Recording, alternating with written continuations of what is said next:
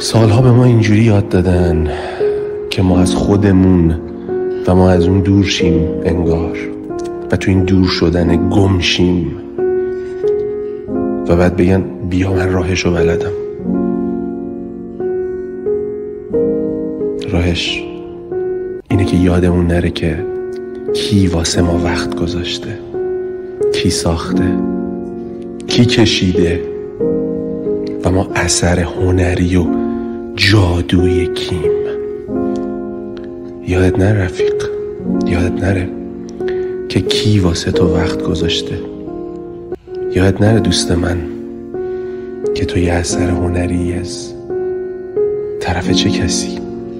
برای همین حتی کج و کله تو فوق‌العاده‌ای و اون دوست داره. اینو همیشه توی قلبت نگه دار.